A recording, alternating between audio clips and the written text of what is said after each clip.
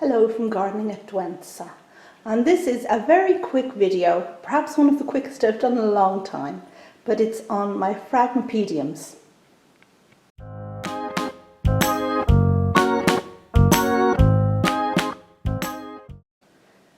So here we are in the kitchen, and I've assembled my entire collection here in front of you, which is not very many. It's 5. I've got 5 phrags.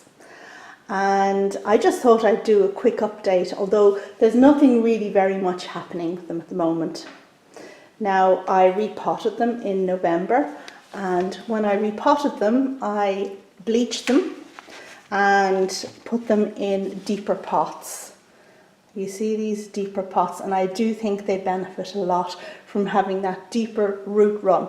They'd been in normal depth pots before then, and I think I've seen a noticeable difference since I've done that.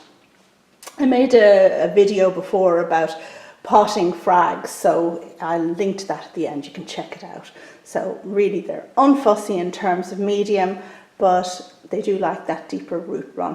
I don't know, I mean, since then I had them on a south facing window, and I think they got too much light because a lot of them were bleaching out, but I now have them on a north-facing window, which might be a little too little. And I just wanted to show you as well that, I mean, all of this collection landed in my lap, let's just say, 3 years ago when Ed from Ed's Orchids sent me 3 of them. Yeah, and I linked that video at the end, but I'll also link to Ed's channel, because if you want more information on this type of plant, then really he is the expert, and very well laid out and informative and to the point videos that I'm sure you'll enjoy if you don't know his channel already. The little one here at the front I'm particularly proud of, because this was a seedling that I bought when I was in Madeira, and I bought it from the orchid nursery, the one that burnt to the ground in that terrible fire not very long ago. And it's a very interesting cross, which I'll put up there on the screen, with kovachii in the parentage. And anyone who knows phrags knows about kovachii, which was discovered relatively recently and has the most enormous flowers. So if this little seedling will eventually grow up and produce something like that, I'd be really delighted. And it was such a tiny plant when I got it first. And when I repotted it, I was so delighted to see how good the roots were looking on the plant. So this, because it has particular sentimental attachment, I really look forward to seeing growing and thriving.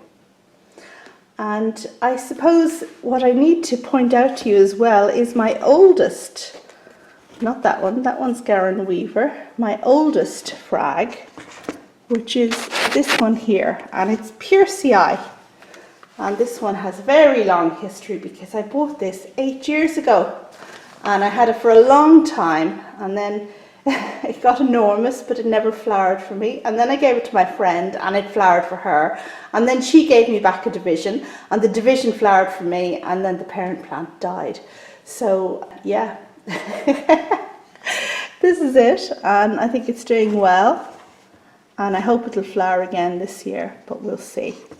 Now, just in terms of culture, what I do is I sit these long pots in an outside pot that has rainwater at the bottom. So these actually sit in water the whole time. And I try and refresh that water by pouring it through the top and discarding the water down below. Well, every week. I do it every week, although I'm sure you're supposed to do it a lot more frequently than that, but I'm a lazy grower, let's just say. Okay, that's all really I wanted to show you, and yeah, just to let you know how the plants were doing. And the little seedling, of course, isn't flowering size yet, but the others have all flowered for me except for the Garren Weaver one, that one there. So hopefully, you know, that'll happen before too very long. Okay, thanks very much for watching. Check back again for lots more orchid stuff. Bye!